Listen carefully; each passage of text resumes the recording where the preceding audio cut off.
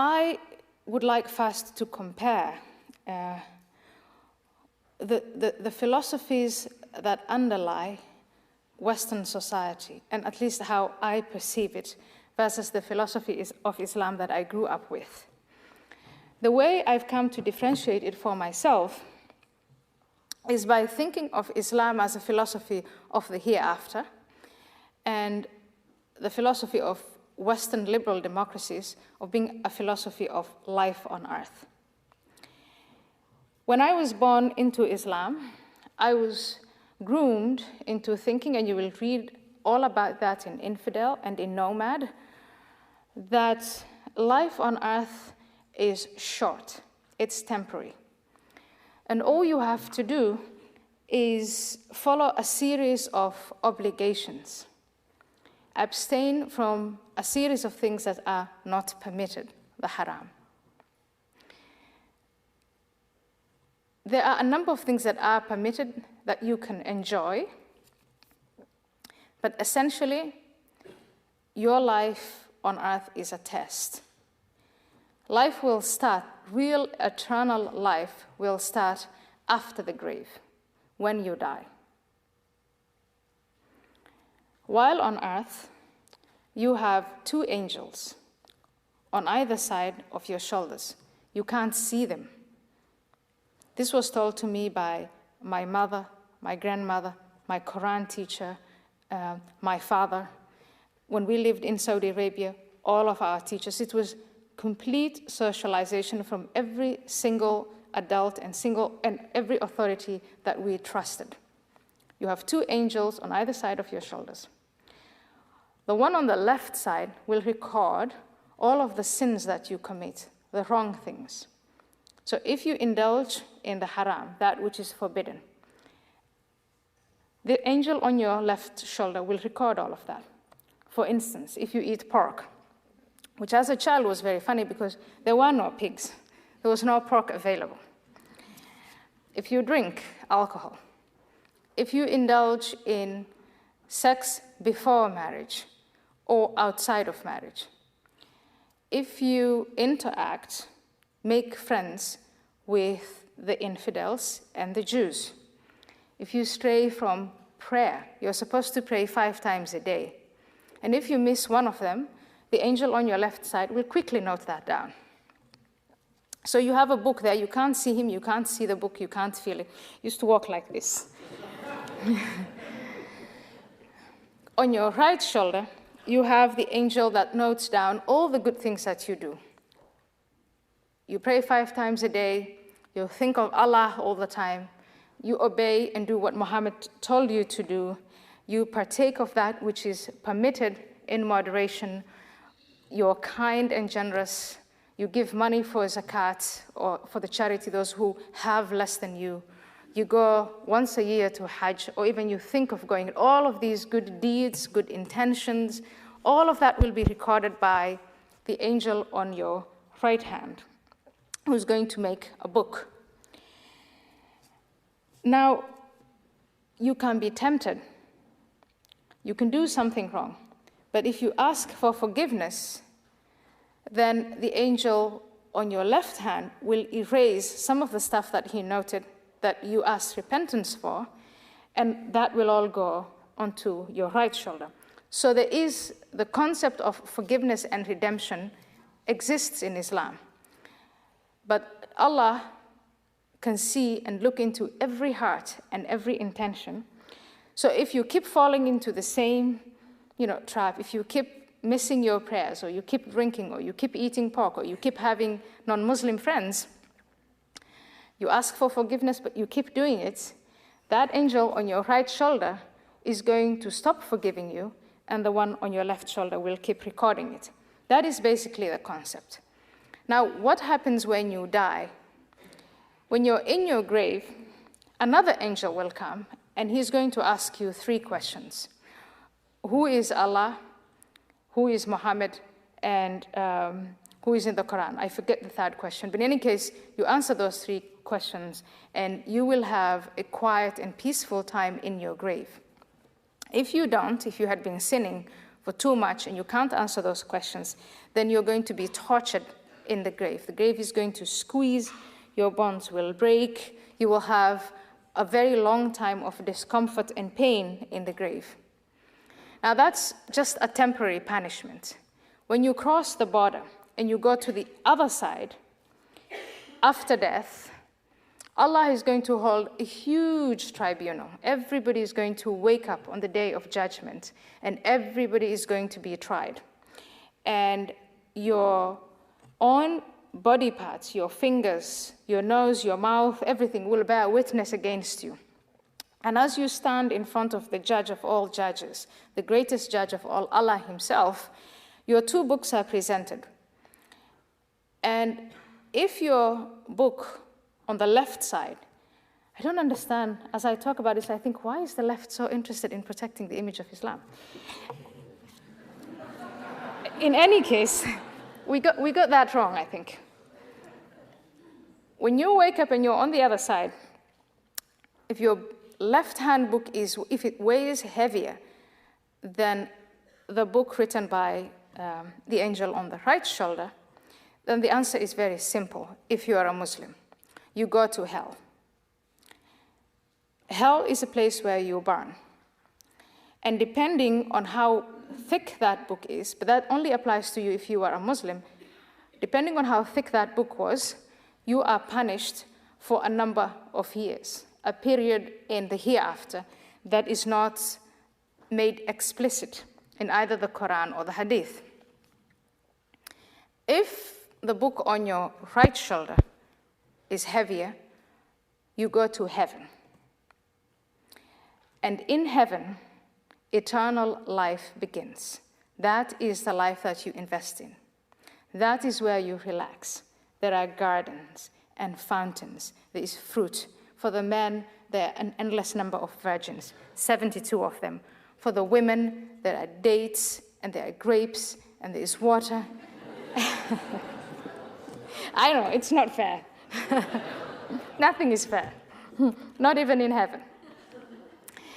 The sweetest wine. So when you're on earth and if you want wine, you're told, stay away from it because that will cost you the wine in the hereafter, which is the sweetest and the best and the most wonderful wine ever. So I'm telling you this to contrast it with, first of all, to tell you, as children, we are groomed from the very beginning to invest in the hereafter, to invest in life after death. So our resources, our creativity, our energy, everything, if you're born into Islam, goes into investing in the hereafter. Then I come to the Netherlands in 1992, and I think most of you by now are familiar with the story. And I enter a society that invests in a philosophy of life on earth. You send your children to school.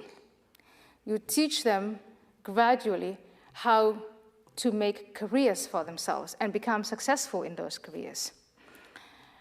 How to become old and avoid pitfalls. You know, if you die, your life is shortened. Lives are saved. It's all about life, all the innovation, the entertainment, the recreation, the rights, everything is all. Look at Canadian society. Look at you. I look at the number of people here and the average age, and I think that here is a society that invests in life, in getting younger, in staying young, in staying healthy. And the hereafter is not something that a lot of people talked about.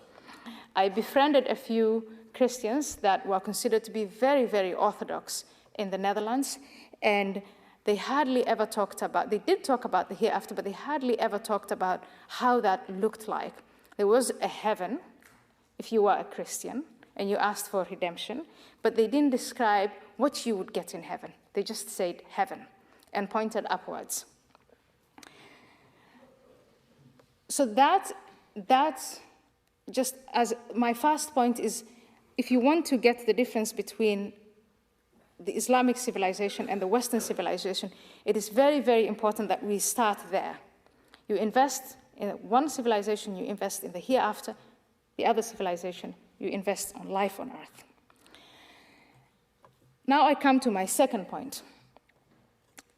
And that is, if you live in a society that invests in the hereafter, you develop a legal system that is pertinent and consistent with that philosophy.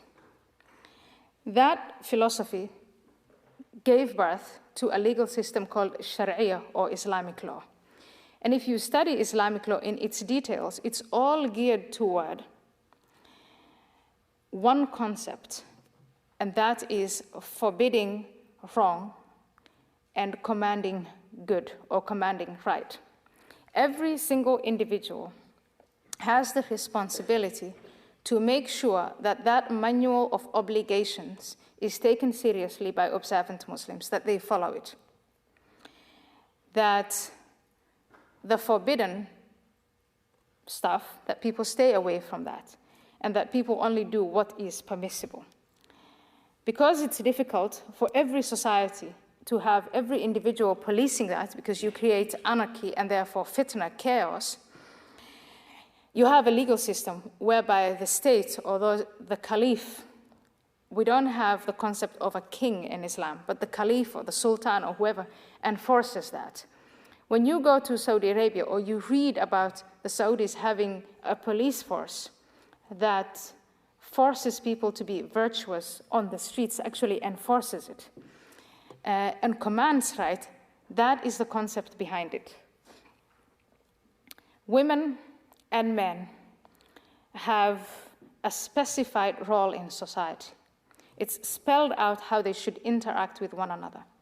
It is completely clear what is right and what is wrong. And when it's not clear, when there are gray areas, it's better to do what is right. The Sharia legal system has its own tribunals, and you cannot compare it to the Western system. The Quran is the constitution. The books that Muhammad left behind, his deeds, his thoughts, his way of thinking about what is right and wrong, that is the manual, that's the guideline. And so the state is based on what is in the Quran and the morality of the Prophet Muhammad. Corruption, according to that philosophy, corruption means straying away from that. And individuals don't choose. The choice has been made for you. Individuals have only one thing to do, one role to play, and that is to submit. Submission to that system. When I came to the Netherlands, I found in the philosophy and societies that invest in life on earth a completely different set of rules and a completely different legal system. The rule of law, institutions that were set up to ensure that individual freedoms are not infringed upon, that rights and obligations toward one another were protected on earth, that people could fashion their own lifestyles, both women and men could fashion their lifestyles, and they were protected by the law. And of course, where there are human beings, there's always conflict. And that system of resolving conflict is one where the socialization of children is to learn to talk about it and to bear responsibility for one's own actions. And if that fails to resolve anything, then authority figures punish. And again, the punishments that were chosen that I found in the Netherlands, but you'll find in Canada and elsewhere, was to postpone the use of coercion, the use of force, to save that as an ultimum remedium. You're talking to people, you send them to therapy, you punish them by fining them, etc. And then finally, if all of that fails, then force comes in. People are violent, people are irresponsible, people do things that are not right for them. But again, these institutions that I'm talking about, that you all know about, were styled and evolved toward achieving maximum happiness for the maximum number of people. I don't say that that is achieved or that it's perfect. I'm just giving you an idea of the two different philosophies. Then I come to my third point, which is, why is there a conflict between immigrants who come from Muslim countries to Canada to Australia, to America, to European countries, and the societies that they come into. Why is there a Babylonian misunderstanding, structural misunderstanding between the West and Islam? Why do Americans and Europeans and other Westerners look at Israel in a certain way and the Arab Islamic countries in a different way? And then you get to understand why. Because societies that invest in life on earth, Western societies, think that you can resolve all conflict by using reason, human reason. States are secular. People can be religious, and you have different religions. You can believe in a divine God, but a secular state assumes that you can solve human problems, human conflict by using reason. That doesn't mean every time that everybody is reasonable or that states are reasonable. But the assumption that you can resolve conflict through reason is one thing. The other side believes that Allah has already ordained, you already have the manuals, you know the difference between right and wrong, and do not forget, life on earth is temporary, you are investing in the hereafter. When individuals in Western society trying to integrate Muslims into Western society ask the question, why is it that Muslims don't assimilate? Why are they neglecting their children? Why? What is wrong? Why do they object to modernity? Why do they reject modernity? Please understand that in a philosophy, in a society where you invest in the hereafter, it means that people are directing their energies and their resources and their investments toward the hereafter. If you go to Quran schools or Muslim schools, you are taught how not to sin, how to be a good Muslim, how to find for yourself a good place in heaven. If it was only that much, and people will ask, but how come Christians also have a hereafter, and Jews have a hereafter, and Buddhists believe in the reincarnation of humans into something else, animals and inanimate objects? Why is it interesting to only focus and study Islam's fixation on the hereafter? Well, number one, scale. The number of people who identify themselves as Muslim and who are investing in that form of a hereafter exceed 1 billion, probably 1.5 billion. There is what is now called the Islamist movement or the jihadist movement, a very successful movement that wants to redirect Muslims who have strayed away from the straight path, who have strayed away from investing in the hereafter, who have been tempted by modernity and sin to come back and again go on the straight path and invest in the hereafter. And that requires the second concept, which goes from not only commanding right and forbidding wrong, but also the obligation of every Muslim to tell every other Muslim to go back to the faith. And if that fails, then to declare that person an enemy of Islam, an enemy of God, a heretic, and force him back on. But it doesn't only stop with individuals who are born into Islam. The enemies of Islam extend to the whole of humanity. If you reject that message of the hereafter, of one God, of one prophet, then it's the obligation of Muslims, Muslim leaders, to force you back to accepting it. And it starts first with proselytization called da'wah, and if that fails, then jihad or holy war. You choose to die if you refuse to take Allah as your only God and Muhammad as his prophet. That is a universalist principle. Saudi Arabia has invested tons and tons of money trying to spread that message as peacefully as they can.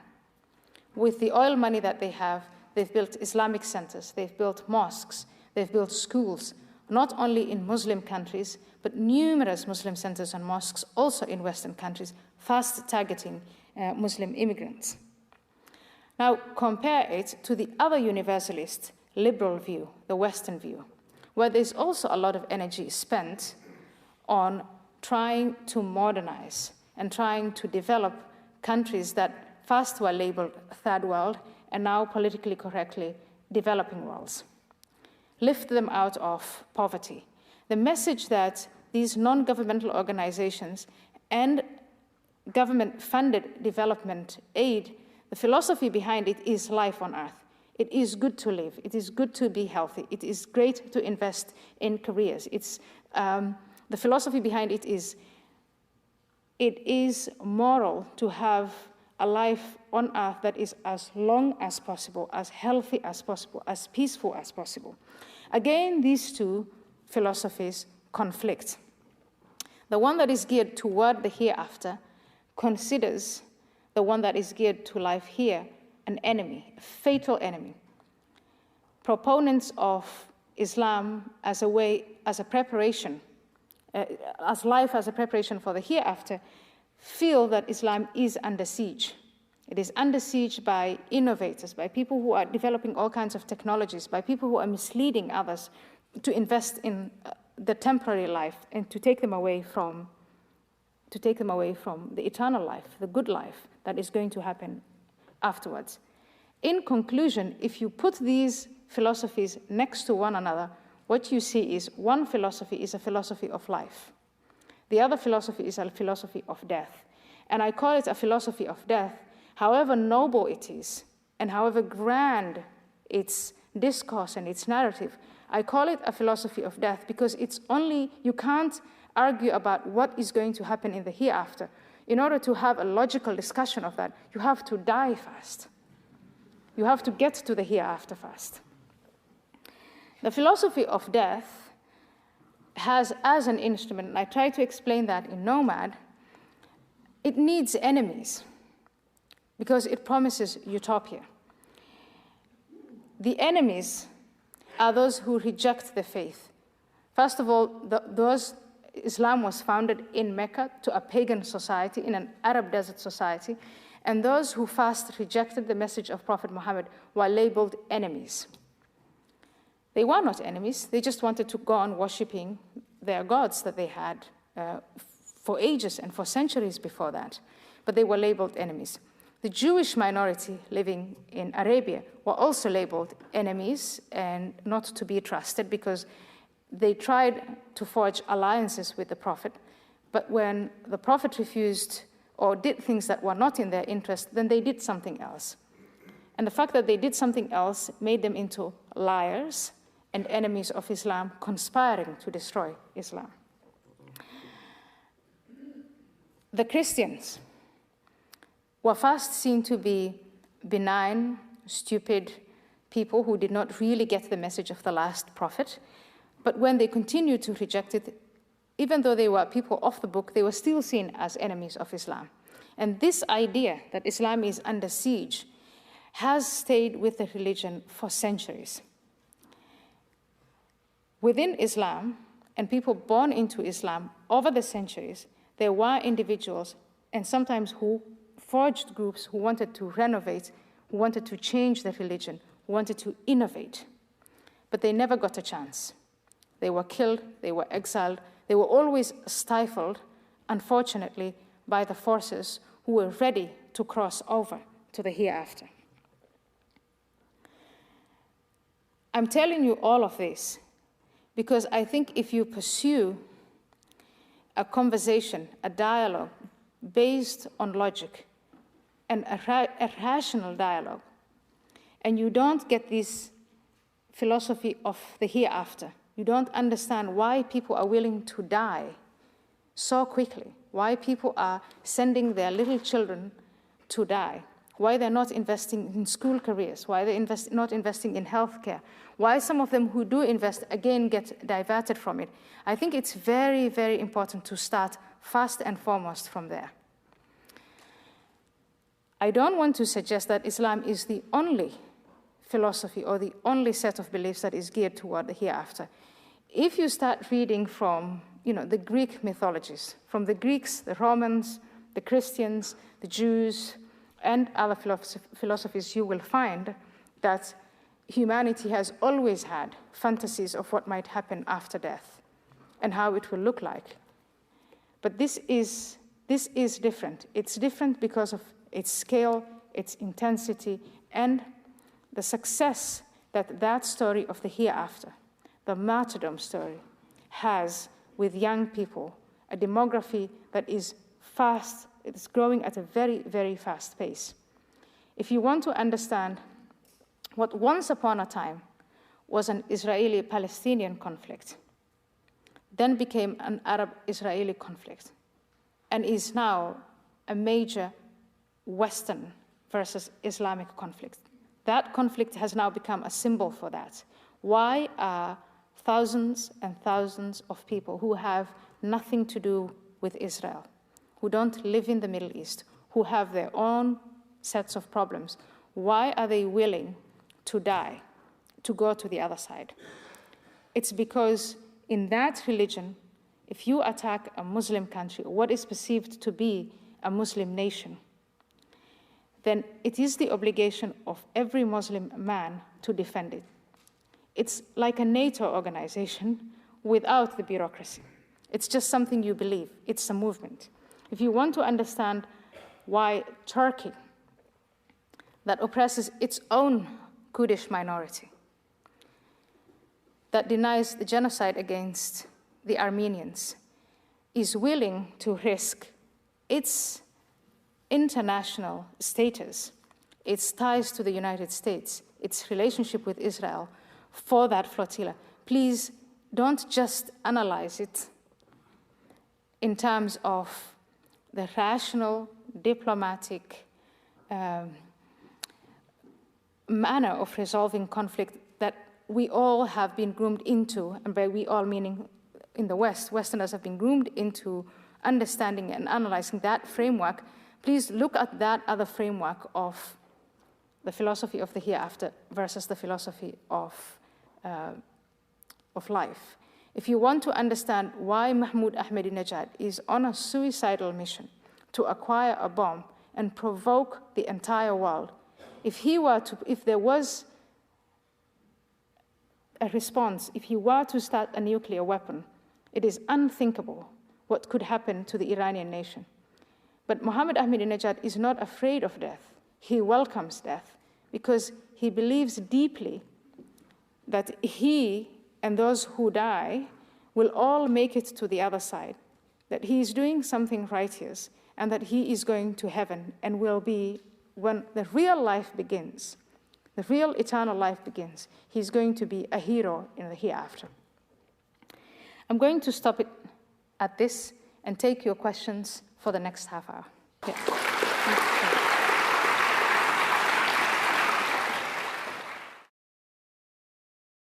This point about knowledge is very important. The concept of a God that Muhammad introduced was a God that you had to submit to fully. And that is what is tested on earth, the level of your submission. How much of yourself do you completely surrender to those rules, those, abstaining from the prohibited, doing only what is permitted, and how far are you willing to go in that form of surrender? For instance, in the male-female relationship, as a female, you're required to completely submit to your husband. Anything he asks goes, except if he asks you to do anything that Allah doesn't want you to do. So you submit fully to Allah.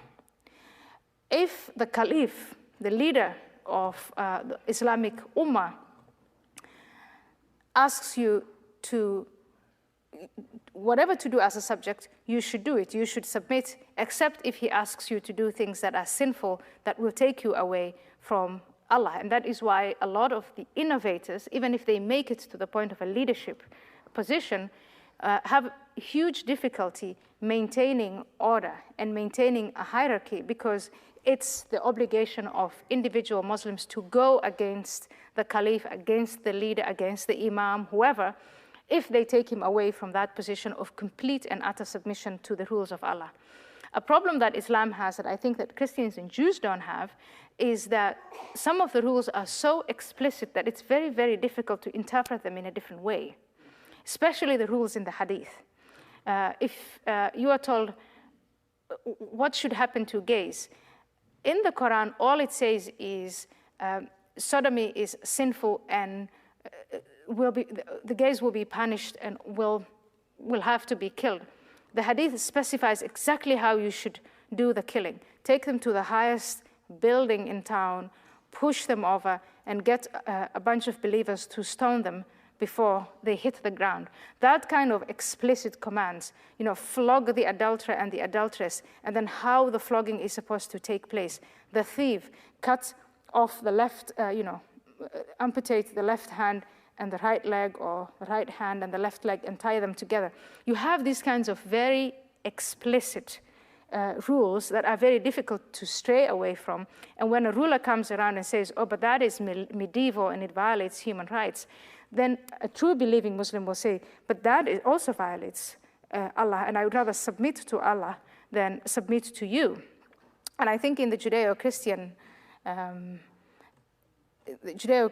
concepts of God, I was told the Jewish God is a God that you argue with, and that you discuss with, and it's not a God you submit to, but you just have continuous quarrels with him.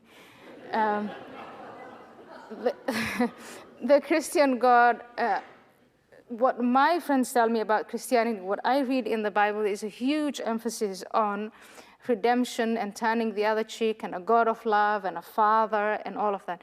Allah is not a God who tells you turn the other cheek or quarrel with me. Allah tells you submit. And if you don't submit, then you're sinning. The only figure that refused to submit of all the angels in the Islamic myth was Satan. Satan was kicked out of heaven because he refused to bow to Adam because Allah ordered him to. And that saga is continuing, and in that mythical form, that is the concept of Allah we are talking about.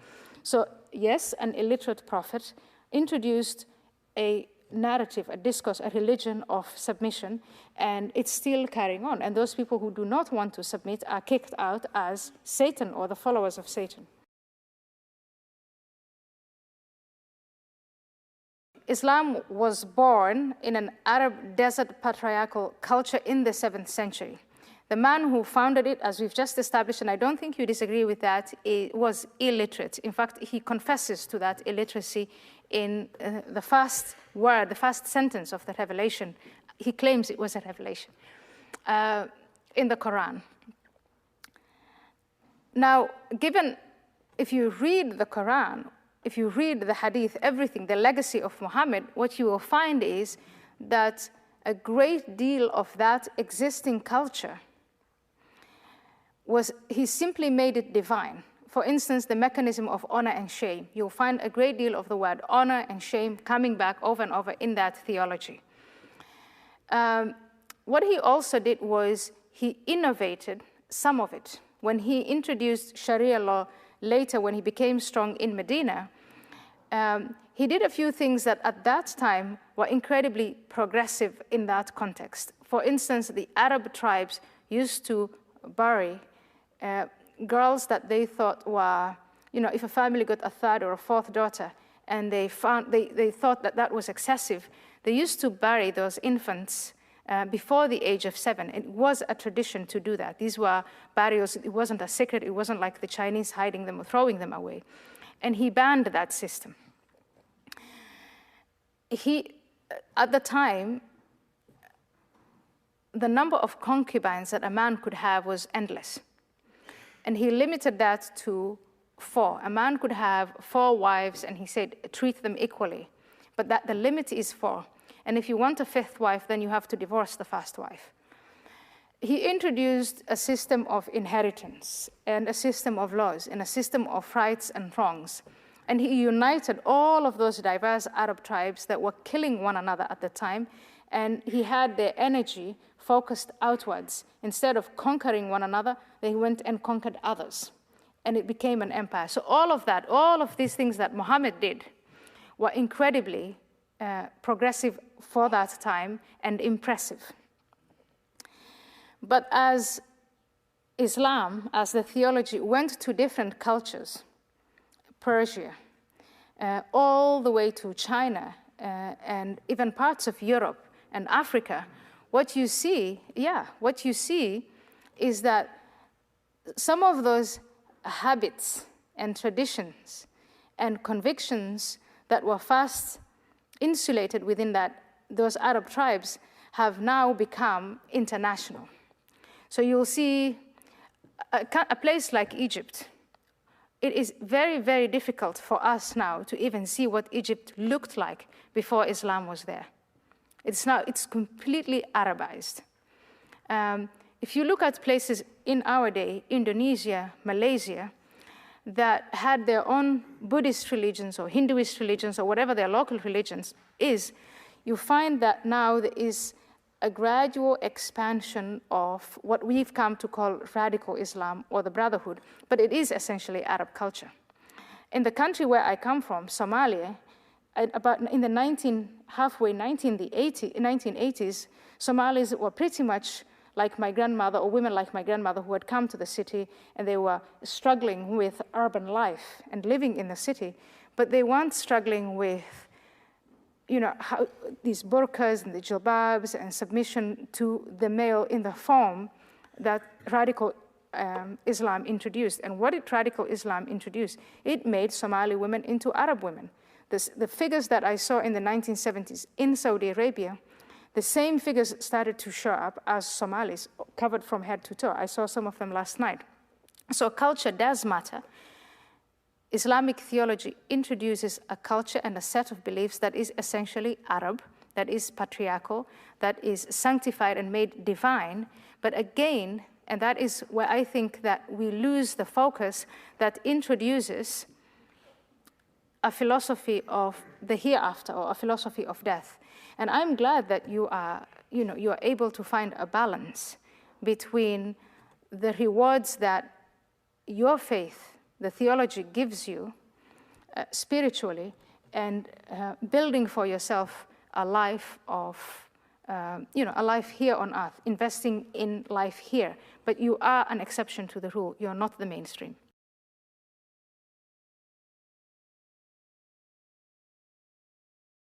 The term dimitude, or the term dhimmi, is a legal term that is reserved for the people of the book where Islam rules. So where there is Sharia law or Islamic rule, minorities, if they were Jews or Christians, were considered to be dhimmis. Others were converted by the sword.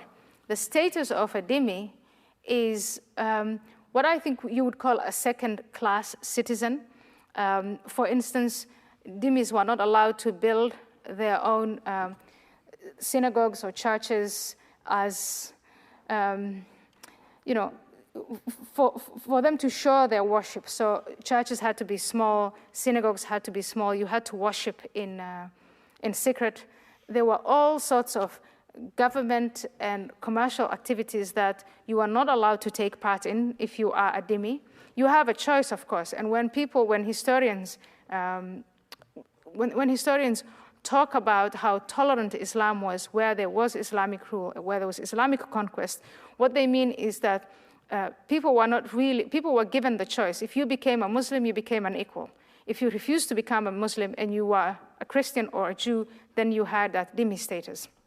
A Muslim man can marry a Jewish woman, he can marry a Christian woman, but a Christian and a Jewish man cannot marry Muslim women.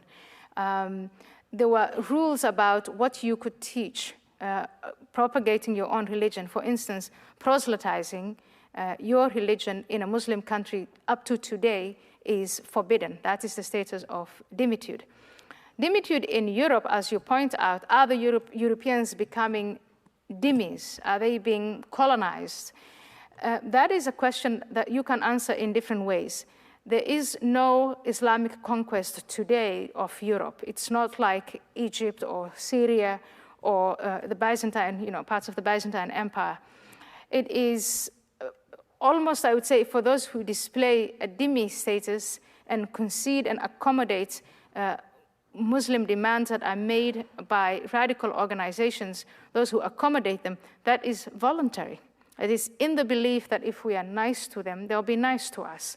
It is, I find, a misplaced concept that if you allow radical Muslims to get their way for a while, somehow they're going to modernize easily and they'll refrain from violence. And I think it's the wrong way to go about it.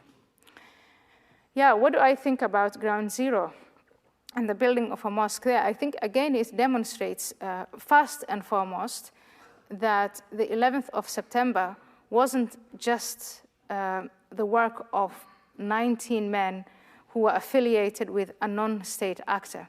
The convictions of Al-Qaeda are not really very different from the convictions of Saudi Arabia, Kuwait, the United Arab Emirates, and in fact, the Muslim Brotherhood that is the largest and most legitimate opposition group of Egypt. Building of that mosque there is, if it really goes ahead, will be seen as a great success, as something, and as if Allah is working in doing it himself. I find it tasteless. I find it insensitive. I find it very, morally wrong for the committee that approved it in New York to have approved it, but that's my opinion. And the thing is, in the United States, it's not unconstitutional. But if you're looking for an understanding back and forth, and many organized Muslims are telling us Islam is all about peace and understanding and dialogue, then I think it doesn't really display a great deal of sensitivity and understanding to build a mosque there, of all places.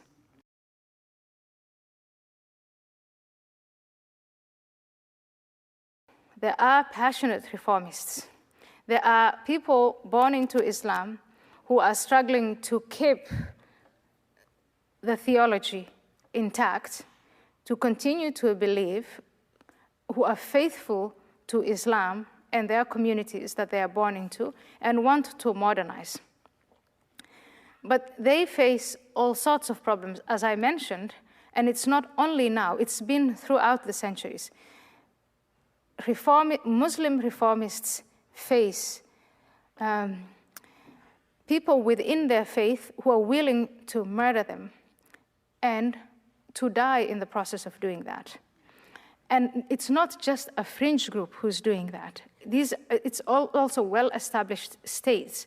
There's the story of Nasr Abu Zaid, who is now at the University of Leiden, where I studied political science. All he did was say, let's read parts of the Quran in context. He's a devout Muslim. He prays 5 times a day. You couldn't be more religious than that man. You couldn't be more faithful to Islam than that man. He was forced to divorce his wife. Some of the fundamentalists were asking for him to be hanged. Others went out of their way to go and kill him. And he finally fled the country and lives in the Netherlands and has no following whatsoever. But you look at people like Tariq Ramadan, an Islamist in the closet, in my view, and he has a huge following. You look at people like bin Laden and Az-Zawahiri and any number of the stars of the Muslim Brotherhood, and they have huge followings. You look at someone like Yusuf al-Qaradawi, who says that suicide killings are good and righteous, and he has a huge following. But Nasr Abu Zaidi doesn't have a huge following. Irshad Manji, who comes from this country, who's a passionate believer in reforming Islam, has no following.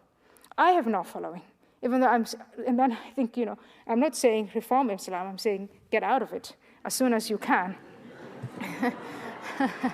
Which is, of course, a radically different story. But, there is it's very different. And it's because the faith is really instilled invest in the hereafter. And if people emancipate themselves from that concept of the hereafter, that is the true emancipation of the Muslim, lies in shedding the fear of what is going to happen to you in the grave and after the grave, then people will be able to reasonably think about, maybe like you, retaining part of their faith and their culture, but giving up jihad, giving up violence, and giving up sharia, the rule, the politics of Islam.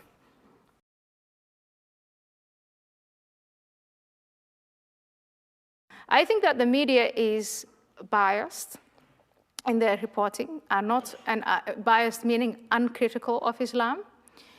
The media is politically correct toward Islam as a theology.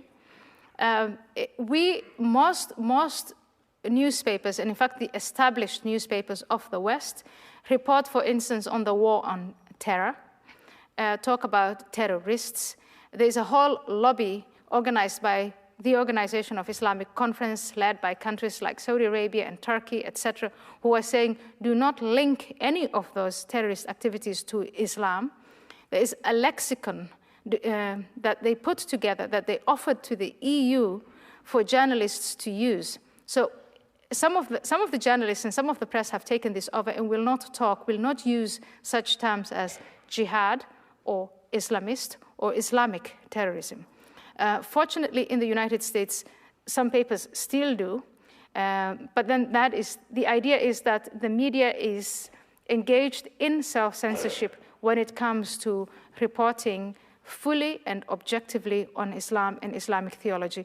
People like me who question the faith and the theology and the linkage between the conviction of the perpetrator and his act are labeled extremists, radicals, far-right, Islamophobes, xenophobes, etc. So the media is absolutely not objective and not fair in their reporting on Islam and all kinds of atrocities that are perpetrated in the name of Islam.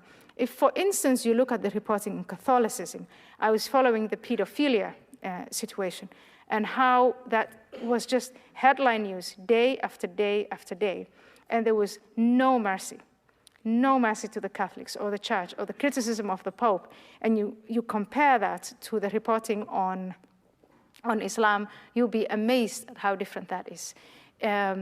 The state of Israel is not a religious state, but if you look at the critical reporting that the media does on Israel, and you compare it to the reporting on Islam, you'll just be amazed at how the words that are used, the hyperbole against perceived atrocities committed by the state of Israel compared to real atrocities that are committed in the name of Islam.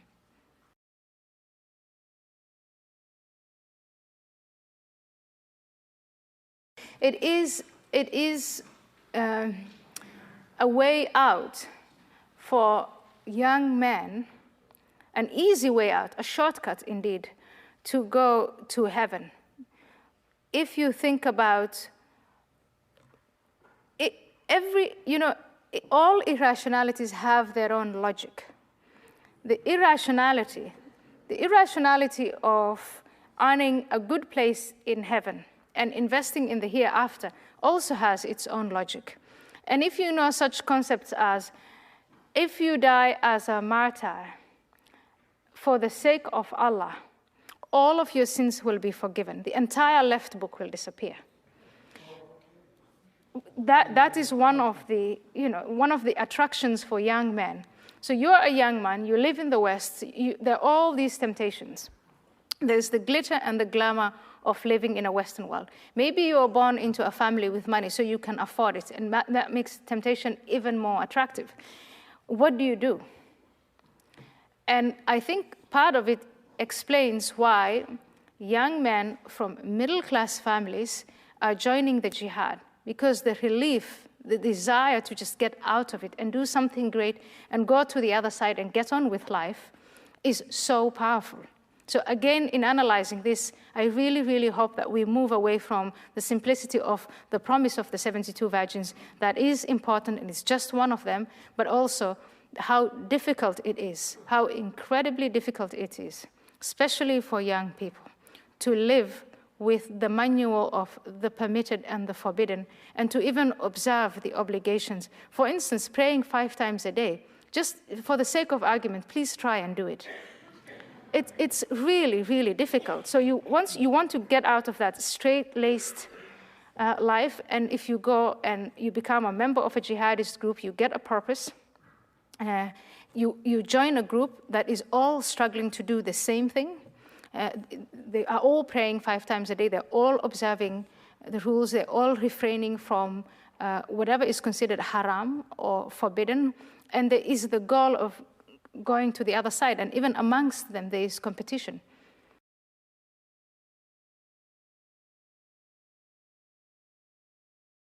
if you take the frustration argument and you apply it to other people, I mean, humans meet with all kinds of adversities.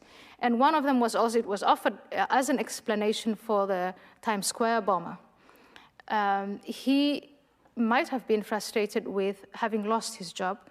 And when you read his profile, investigation shows that he gave up his job. He didn't lose it. What could he have been frustrated with? He applied for a visa as a student from Pakistan.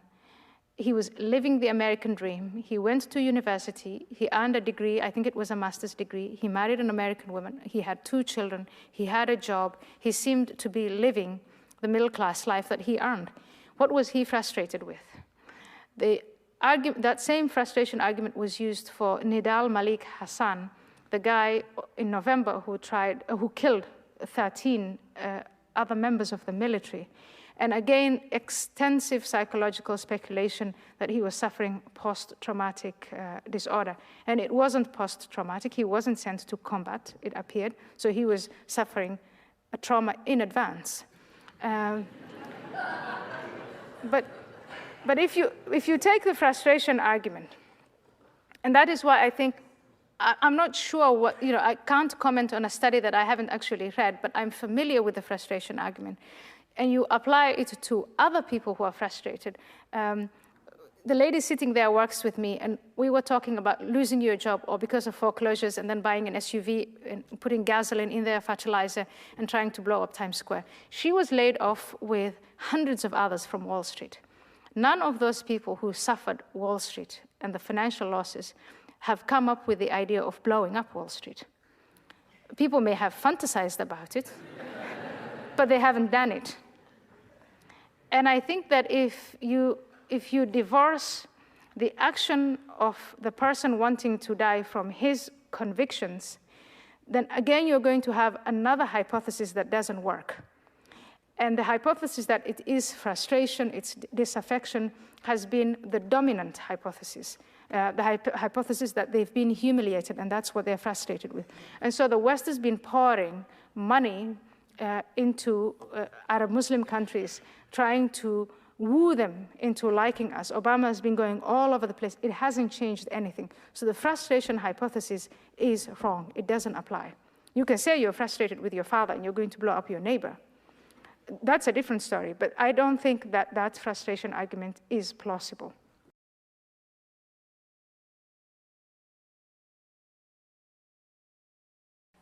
In analyzing the frame, why are Muslims trying to blow themselves up?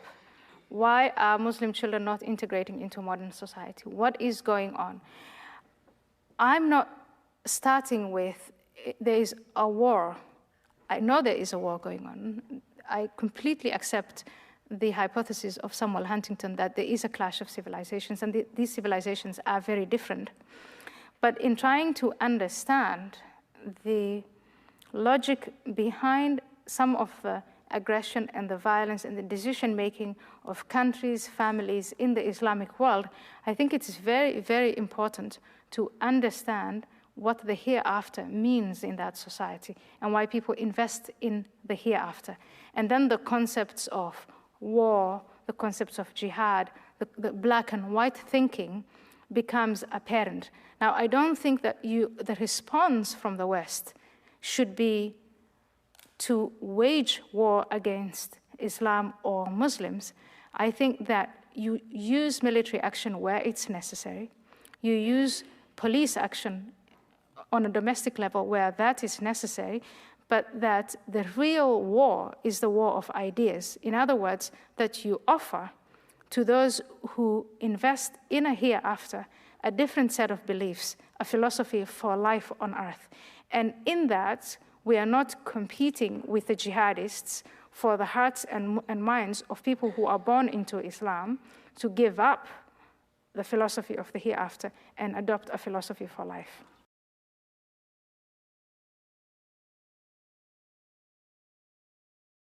First of all, I'm not calling for Muslims to become Christians. I'm encouraging Christians and atheists and humanists and feminists to compete with Islamists for the hearts and minds of, yes, those over 1 billion Muslims.